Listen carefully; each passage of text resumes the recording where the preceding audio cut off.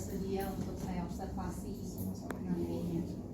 Ini kan sebelum kita melakukan observasi, saya mau bertanya beberapa pertanyaan tentang observasi yang akan dilakukan nanti. Oke, yang pertama, nanti tujuan pembelajarannya Pak Nova apa ya Pak? Tujuan pertama yang pembelajarannya adalah meningkatkan kemampuan literasi siswa, terus kedua mempunyai kemampuan siswa dalam mengaplikasikan langsung teori-teori tentang pembelajaran terutama saya, dan ketiga tentang bagaimana mengkolaborasi antara tugas proyek dengan keterkaitan dengan materi yang saya berikan nanti. Oke, gitu ya Pak. Berarti ada 3 tujuan ya Pak ya. Nah kemudian kira-kira nanti area yang mau Bapak kembangkan dalam pembelajaran nanti yang akan saya observasi itu di bagian mana ya Pak?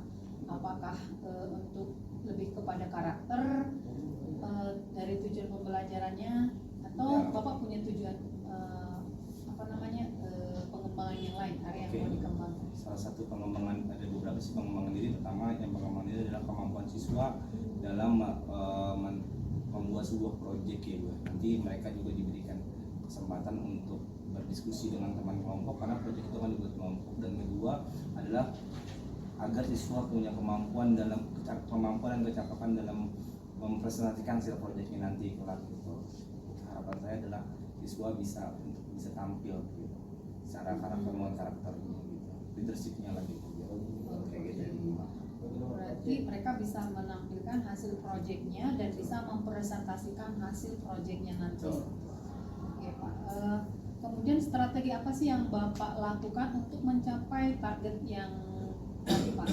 Pertama yang saya lakukan adalah memberikan sedikit tentang pemahaman tentang materi yang saya berikan nanti. Yang kedua, memberi gambaran tentang materi yang saya berikan, nanti mereka mengoperasionalkan langsung melalui media-media, bisa bentuk media Canva, media komik atau wall dan sebagainya, untuk mereka bisa punya kaitkan dengan hal-hal dari materi yang saya berikan, dikembangkan melalui proyek yang sifatnya anak-anak sekarang dengan pengembangan teknologi abad 21. Oke. So, mengajak antum lebih kreatif ya untuk mengembangkan proyek-proyeknya. Kira-kira ada kesulitan nggak Pak dalam pengalaman pembelajaran seperti ini? Mungkin salah satu kesulitan pertama mungkin medianya ya, misalnya media seperti keterbatasan anak bawa laptop, itu paling ada beberapa yang tidak bawa laptop ketika nanti mengerjakannya. Kedua mungkin terkait data wifi-nya gitu ya. Itu mungkin keterbatasan jaringannya itu, ya. Jaringannya. Oke.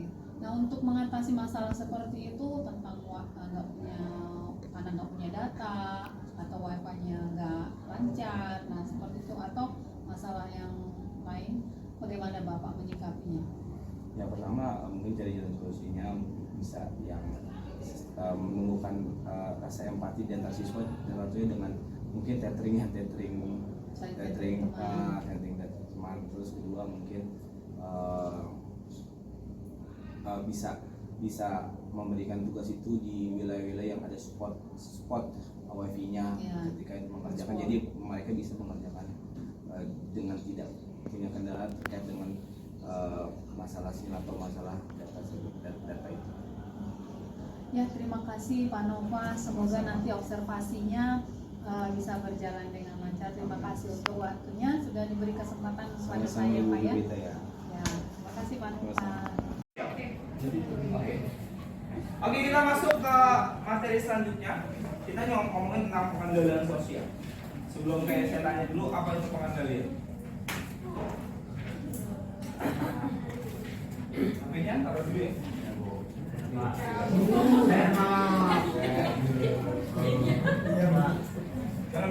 Apa itu pengendalian? Aturan cuci tangan. Jangan dulu ya, dari spot. Oke.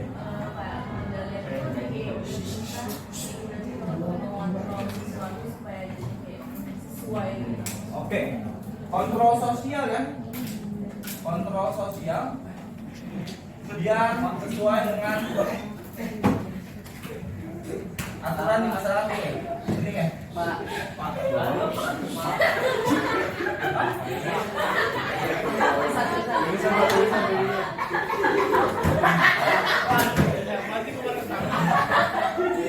Saya nggak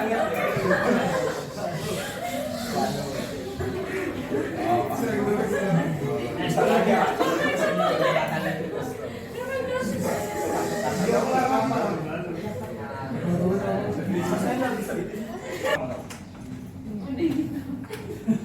Ini Pak, biar sesuai sama tata krama yang berlaku sama norma dan adat istiadat. Oke, sesuai dengan norma ya. Terus apa lagi? Perbaikan terhadap masalah. Apa? Perbaikan. Oke, perbaikan masalah ya. Iris. Dapat nih. Ada lagi? Jawabannya pengendalian memperbaiki yang sudah terjadi tidak baik ya. Apa lagi? Oke, pencegahan ya. Ada kata pencegahan.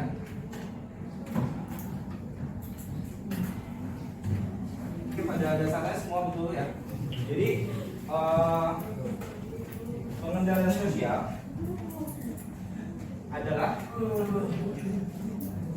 upaya untuk mewujudkan kondisi seimbang dalam masyarakat.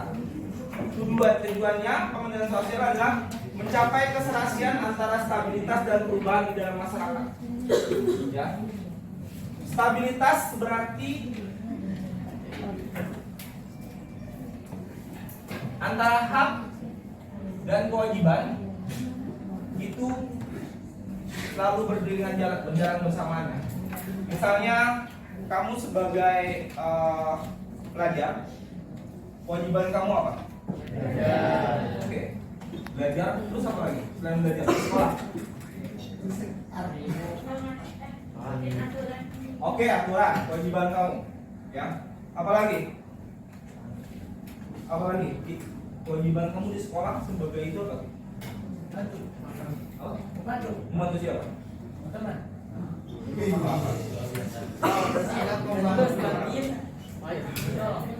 Oke, dia bilang membantu teman untuk tolong menolong gitu ya? Iya. Nah, boleh ya? Kayak gitu. Gotong royong. Gotong royongnya gimana?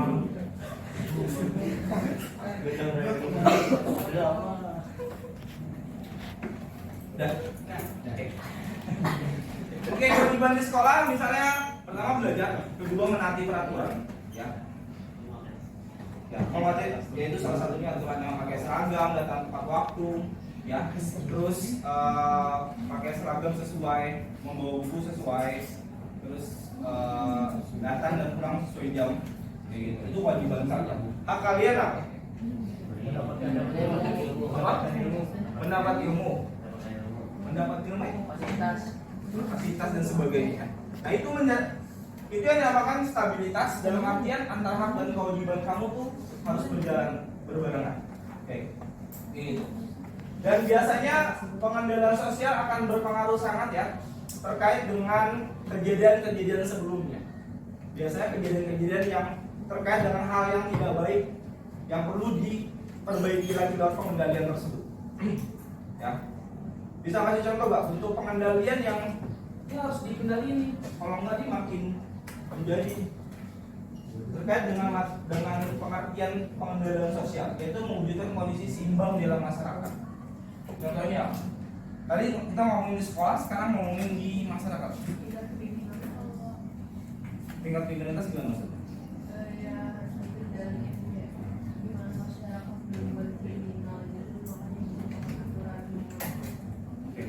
Lebih real spesifiknya apa? Itu kriminal karena di situ banyak kejadian ini ya. Tindakan kriminal contohnya apa? Begal. Oke, kita ngomongin begal.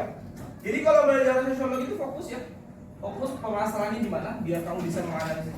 Oke, contohnya begal gimana? Gitu. Ini ada kasus juga. Oke, kita kasih contoh di kasus di suatu wilayah A lah ya. Di situ sering terjadi pembegalan. biar tidak terjadi lagi, perlu ada sebuah sistem ya, aturan yang untuk mengendalikan biar tidak lagi seperti itu. Dengan cara ya, realnya itu langsung polisi yang jagain. oke bisa, tapi kan nggak mungkin polisi 24 jam di situ ya. Kayak gitu. Buat CCTV, apa lagi? Oke, terus apa lagi? Ya. Ada ronda malam bagus tuh yang ya. Kayak gitu ya. Kayak gitu. Terus ada kasih contoh lagi bentuk pengendalian sosial untuk mewujudkan kondisi yang seimbang di masyarakat. Yang gampang aja. Yang mewujudkan keseimbangan di masyarakat. Oh, jangan yang berarti kamu gue juga puas kayak itu kejadian ya. Apa? Contoh bentuk pengendalian biar ini seimbang lagi nih. Kayak gitu. Biar harapan masyarakat sesuai tuh berjalan lagi tuh. Yang awalnya tuh ketika punya aturan tiba-tiba tuh aturan tidak bermain dengan baik. Terus kayak Mulai. Selamat pagi Pak Nova. Pagi Bu. Selamat pagi Pak Adung. Selamat pagi juga Ibu Jugita. Ya, izin Pak Adung, saya mau melakukan pasca observasi dulu dengan teman rekan saya yang sudah saya lakukan observasi sebelumnya. Oke, dipersilakan. Oke, Pak Nova, Iya, kemarin kita sudah melakukan observasi ya Pak. iya betul. Bagaimana perasaan Bapak saat saya observasi? Perasaannya senang, terus sedikit grogi, lebih senang tapi grogi, tapi menambah semangat dan motivasi saya untuk bisa lebih baik kayak gitu. Oke, untuk pembelajaran berikutnya ya Pak ya. Untuk menjadi berikutnya. Dan kemudian pada saat pembelajaran itu apa yang Bapak rasakan saat melakukan observasi? Mungkin biasa belajar mengajar itu tidak ada guru lain, jadi agak sedikit bukan grogi sih bahasanya, agak sedikit kayak ada yang ngawasin, tapi itu jadi tidak masalah juga sebenarnya buat saya, tapi lebih ke sedikit apa ya bahasanya, sedikit kayak dia mantau gitu, tapi ya Mantau. kayak gitu, tapi tidak apa-apa sih. Adakah hal-hal baik dari pembelajaran yang sudah Bapak sampaikan pada saat pembelajaran kemarin itu Pak? Iya, hal baik pertama anak-anak lebih saya kan menggunakan model project ya kemarin ya. Anak-anak lebih kreatif, inovatif dan mengaplikasikannya dari teori terus dalam bentuk desain grafis karya project mereka itu, yang intinya adalah menunjukkan daya kreativitas dalam proses belajar dan kreativitas. Oke, itu hal baiknya ya Pak ya.